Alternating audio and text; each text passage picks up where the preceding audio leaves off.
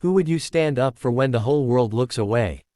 That's the question I want you to keep in your mind until the very end of this story, because the answer might surprise you. And before we dive in, if you believe in courage, loyalty, and standing for what's right, make sure you hit that like button and subscribe, because stories like this one deserve to be remembered. It was a quiet Sunday afternoon in a small town square. The streets were filled with the lazy buzz of motorcycles echoing in the distance, the smell of fried food from a nearby diner, and the chatter of locals going about their day. But in the middle of it all, a scene was unfolding that made everyone's heart tighten with unease. At the corner near the old post office, two cops stood towering over a woman in a wheelchair. Her long blonde hair framed her face, her leather vest covered in patches told her story without a single word. She was a member of the Hells Angels.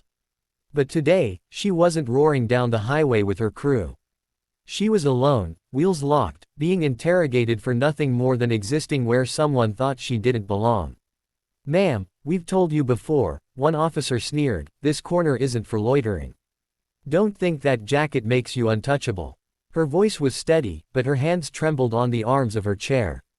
"I'm waiting for a friend. That's all. You don't have the right to treat me this way."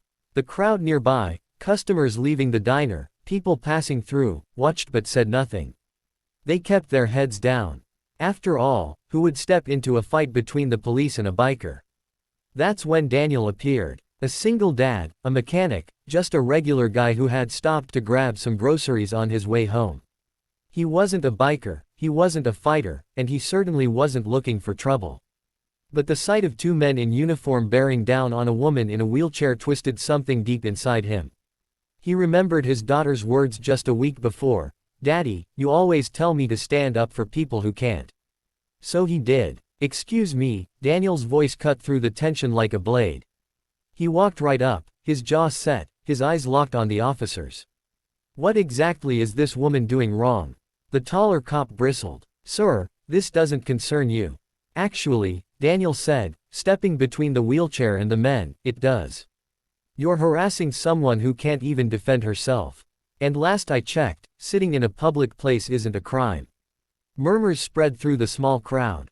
The officers shifted, annoyed now that someone had broken the silence.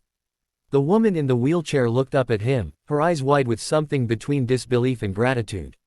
"You don't have to do this," she whispered. "Yes, I do," Daniel replied softly, so only she could hear.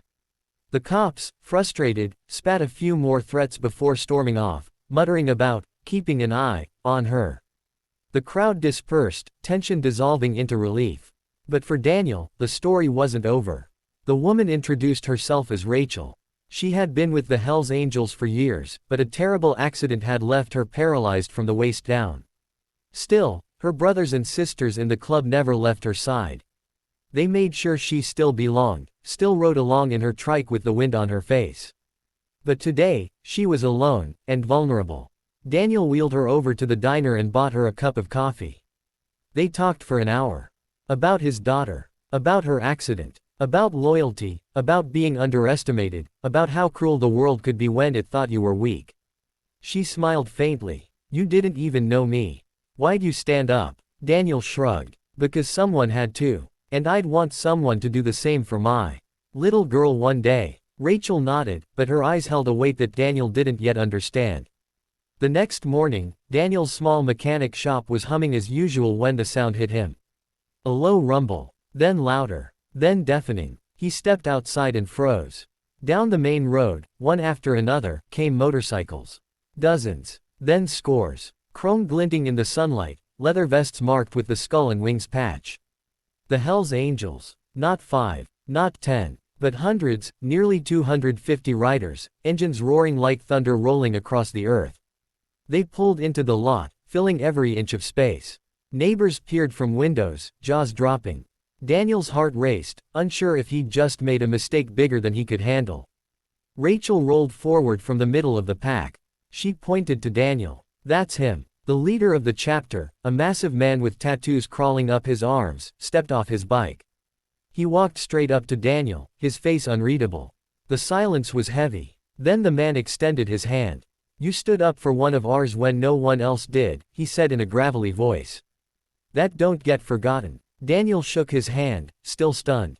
From that day on, the angels treated Daniel like family.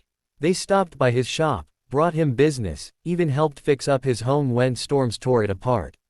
But more than that, they showed his daughter what loyalty looked like. The men people feared most turned out to be the ones who proved that respect runs deeper than appearances. And Rachel, she became a regular at Daniel's shop too. Her trike was always polished, always ready to roll, and she always made sure to tell his daughter stories of the road, stories of resilience, stories of choosing to keep fighting no matter what. Looking back, Daniel often thought about that day at the corner. He hadn't planned to be a hero. He was just a dad trying to do the right thing.